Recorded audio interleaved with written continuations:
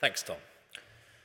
So in 2015-16, the UK government spent approximately £220 billion on providing health and social care, in addition to extra support to individuals with long-term health conditions through benefits. So Carl, after the break, is going to talk to you a bit more about some of those benefits, and I'm going to focus on health and social care.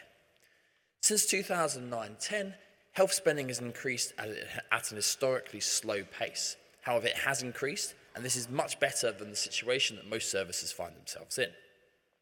When you compare this to social care, this has fallen slightly over this period of time, with adult social care taking particularly deep cuts. So I'm going to set out what's happened to spending in recent years, what's likely to happen going forward, and the pressures faced by both the health and social care systems. So throughout this presentation, I'm going to tell you figures in 2016-17 prices. This is taking out the effects of economy-wide inflation over time. This first figure shows you how health spending has changed over time in these prices. So we can see that health spending has really increased over time, from around £12.5 billion in 1955-56 to £141 billion by 2015-16. We also see a similar pattern if we look at health spending as a proportion of our national income. Now, over this period of time, the average annual real growth rate was 4.1%. So health spending has been increasing in real terms by 4.1% every year, on average. But there has been significant variation in each year. So in this figure, we can see the annual percentage change year on year since 1956-57. We can also summarise how this has moved in different periods by looking at the 5-year average.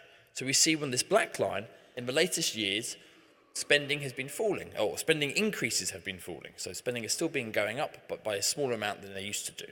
And in fact, between 2009-10 and 2014-15, spending grew on average by 1.1% per year. This is the lowest 5-year rate since the consistent health spending series began in 1955-56. What is important to note, though, is that health spending as a proportion of total government expenditure has continued to increase. So since 1955-56, the share of public spending that goes towards health has increased from 8% to 18% in 2015-16. Noticeably, in the last few years, that health spending has continued to increase at quite a pace as a share of total spending. This is even more starkly shown when you look at health spending as a share of public service spending. So this is what the government spends on services, taking out the effects of what they have to spend on servicing the debt and on welfare payments. And what we see here is that by 2015-16, around 30% of public service spending goes on healthcare. What's really striking is that in the last 5 years, the increase in this share has increased at the same rate as that in the early 2000s. However, those periods are very different. In the early 2000s, health spending was increasing at an historically high rate, whereas now it's increasing at an historically low rate. And this really demonstrates what's happened to other services where there have been large cuts. Now, that was all UK spending. I'm going to focus for the rest of the presentation on spending in England. So in England, the Department of Health is responsible for health spending. Within the Department of Health, there's also spending which is controlled by NHS England. So this is the money that goes to frontline services in the NHS. So in 2015-16, this accounted for about 87% of the Department of Health budget. Now, it's important to note that most governments in the past have used the Department of Health total spending as a measure for health spending in England. The most recent government has started using spending on the NHS England, and that's going to be important when we look at how well they stack up against their pledge to increase health spending. So the NHS in England is facing pressures going forward. In 2013, NHS England estimated that the NHS in England would face a shortfall of £27 billion in 2021 if their funding didn't increase from 2014-15 levels. So at the time, this was widely publicised as the £30 billion funding gap. Now, people discussed how you could fill this, either by increasing spending, by making productivity gains, or a mixture of both of these. In late 2014, NHS England Chief Executive Simon Stevens set out their preferred option, which was to increase NHS funding by £7 billion and combine this with annual productivity gains of 2.4%. Now, this is quite an ambitious target because the long-run average has been 0.9%. So the NHS has never achieved something like a 2.4% productivity gain, and it's going to find this challenging going forward. The government subsequently committed to meeting this target in a pre-election pledge, and then set out plans to do so as part of the 2015 spending review. So within the 2015 spending review, they set out that the Department of Health spending would increase between 2014-15 and 2020-21 by £8.4 billion. This is slightly higher than was set out in the spending review documentation, and that's because forecast inflation is slightly lower than it was at that time. And this is an increase from £115.4 billion to £123.8 billion. So this looks like they're meeting their pledge. However, the government recently has been saying that their pledge is more than £10 billion. So where does this figure come from? Well, that comes from if you look at NHS England spending. So spending on NHS explicitly, which for the first time was set out in the spending review documentation, is going to increase by £11.6 billion over this period of time. Now, this has two implications. First of all, because the NHS England increases is larger than the Department of Health increases, NHS England will now account for more of the Department of Health budget than it did before, increasing from 86.6% of the budget in 2014-15 to 90.1% in 2021. This also means that the remainder of the Department of Health budget is actually falling over this period. So funding which goes to training future staff, to funding medical research and public health initiatives is falling by £3.2 billion over this period. This isn't likely to affect current service provision, but may have impacts on how the service is provided in the future. So just to summarise what that means for the budget, here we're showing the annual increases compared to 2014-15 of spending for NHS England. So £11.6 billion by 2021 will increase their budget by 11.6% compared to the 2014-15 level. The increase of the Department of Health is smaller at 7.3%. And then we see quite a large cut for the remainder of the Department of Health budget, falling by 20.9% between 2014-15 and 2020-21. Now, with this increased money, the NHS is meant to be meeting a variety of pressures. One of the most obvious pressures comes from the fact that the population is growing. So the English population grew by 0.8% per year between 2009-10 and 2015-16, and is expected to keep up this pace until the end of the decade. In addition to having a larger population, we also have an older population. So the population aged 65 and above is expected to grow particularly strongly. Now, older individuals use on average more healthcare than younger individuals, and therefore having a population with a larger proportion of older people will require more health spending per person. And that's demonstrated best by looking at this figure. So here I'm setting out the spending on an individual of a given age, so the average spend on that individual, and comparing it to the average spend on a 30-year-old in 2016. What we see is that for a 65-year-old, for example, spending on those individuals is almost double that of a 30-year-old. If you look at an 80-year-old, it's 5 times higher. So if you have more people, or a higher proportion of the population who are on the left-hand side of this graph, you're going to get more people, you're going to get higher spending per person. So what do these demographic pressures mean, and how do they stack up against the current plans? Here we've plotted how Department of Health total spending has increased since 2009-10. The solid line shows what's actually happened so far, and the dotted line shows what's forecast to happen. So by 2019-20, spending in the Department of Health is likely to be 12.3% higher than it was in 2009-10. Now, if we take account for the fact that population has grown, we can look at per capita spending. Here we see that that has also increased over time, and it's gone up by about 3.8% between 2009-10 and 2019-20. However, then, if we also take account of the fact that we have a larger share of the older population, we see that the increases are slightly below what would be required to maintain age-adjusted per capita spending. So by 2019-20, that is slightly below the figure in 2009-10. It is notable, though, if you look at the second half of that decade, using the new measure of NHS spending, the increases in NHS spending planned are slightly above those implied by demographic pressures.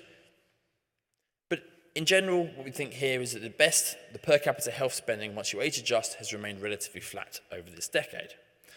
It's also really important to note that even if these increases are just about meeting demographic pressures, the NHS is also subject to a range of other demand and cost pressures. So, for example, changes in available treatment and an increased prevalence of chronic condition will add to the demands on the service.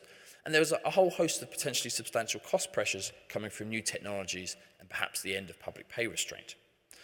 Again, this is even before we mention some of the other issues that have been debated in the media recently. So, for example, the implementation of a new 7-day NHS would increase activity in the service, but it's not clear that there will be extra resources to meet these demands. So all in all, it seems that the NHS is getting increases in its funding. However, it may still struggle to meet some of the new pressures that it faces with this funding. We're now going to turn to social care. So in England, social care is predominantly the responsibility of local authorities. This is different than healthcare, which is centrally provided by the NHS.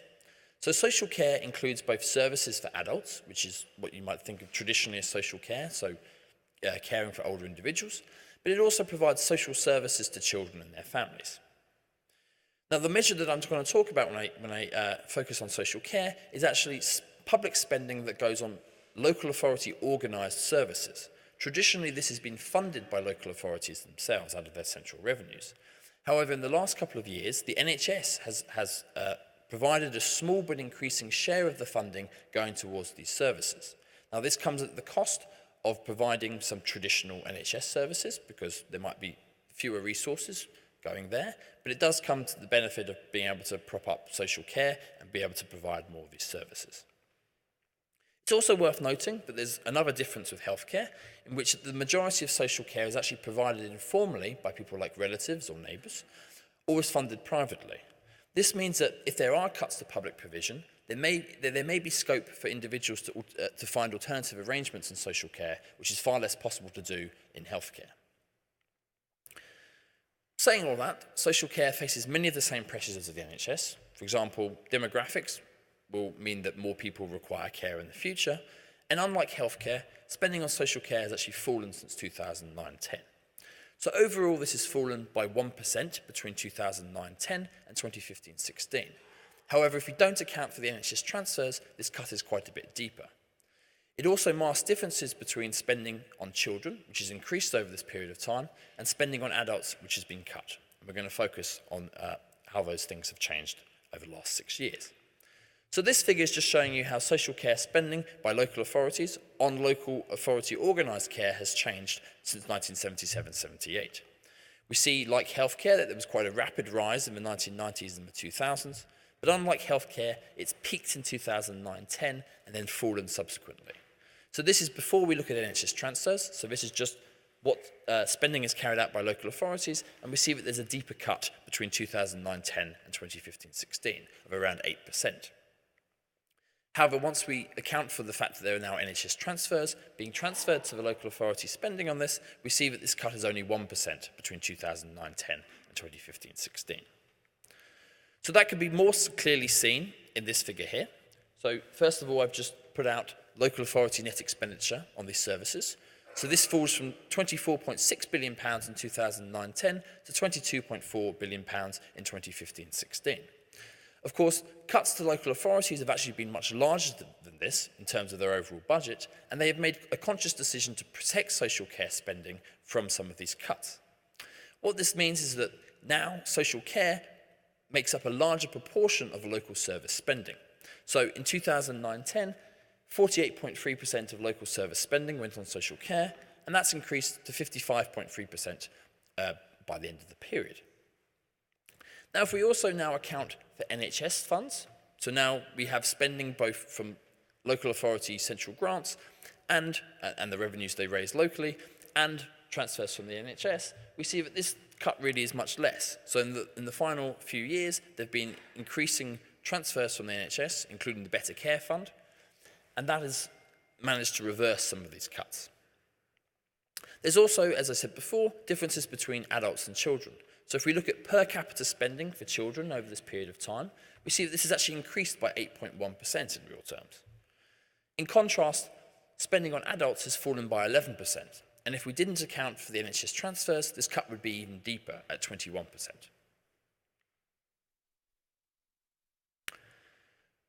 Going forward, social care spending is very uncertain. This comes from two sources. First of all, we're uncertain over how much future local authority revenues will be raised. So there's uncertainty over the level and the amount that will be raised from council tax and also from business rates. There's also uncertainty over the choice that different local authorities will make in providing protection to social care from the future cuts. Demographic pressures will cause per capita spending to fall going forward unless they find additional funding, with spending of £25.1 billion required in 2019-20 to maintain the 2015-16 levels. It's also true that local authority revenues are expected to fall over the next 5 years anyway. So one estimate, and this includes the transfers from the NHS, which are frozen in real terms over this period, is that local authority revenues will fall by 7.4% over the next 4 years. This means that local authorities are likely to have to trade off spending on social care with spending on other services. And it's worth noting that these services have already experienced quite deep cuts between 2009-10 and 2015-16. So under one measure, where we keep consistent the responsibility of local authorities over time, other spending has already fallen by over 30% during that period of time, which is a huge cut.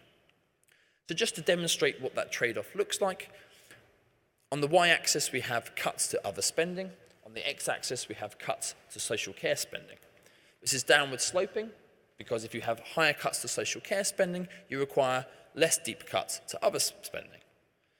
And one interesting point might be if you wanted to protect social care spending in real terms, so a 0% cut, this would require a 17.3% cut to other service spending. Again, that is on top of the 30% that's already been cut. So it is going to be a challenge for local authorities to keep providing such a level of protection going forward. Now, everything that I've focused on so far has been over the short term. So clearly there are challenges in the short term, which come about because of demographic change and cost pressures. However, those things don't go away, and therefore in the long run, there's also a challenge of how we provide this care. The OBR produces forecasts as part of its fiscal sustainability report, and its latest forecasts suggest that in 2066-67, we'll be spending 14.7%, or we may be spending 14.7% of our national income on providing health and long-term care. This would be a 6.4 percentage point increase in GDP between 2016-17 and 2066-67. So this is a very large amount, and it does really mean that regardless of the decisions we make over the next few years, we need to make decisions now about how we fund this going forward. So just to wrap up, spending on health and social care have taken quite different paths since 2009-10. Department of Health spending increased in real terms by 9% between 2009-10 and 2015-16, while social care spending in England fell by 1% over the same period, with cuts to adult social care being higher. English health spending will rise over the next few years, with NHS spending set to increase by £11.6 billion over a 6-year period. However, there will be a 20.9% cut to the rest of the Department of Health budget, and although these things may roughly meet the demographic pressures in the short run, they are unlikely to meet other cost pressures. Future social care funding is very uncertain, but unless significant new resources are devoted to it, the provision is likely to fall, and demographic and cost pressures do continue in this area, making that challenge harder. In addition to this, substantial long-term pressures exist, with OBR projections indicating that 14.7% of national income may be spent by the mid-2060s on health and social care. As a result, we need to make sensible decisions now about how we organise and fund such a system going forward. Thank you.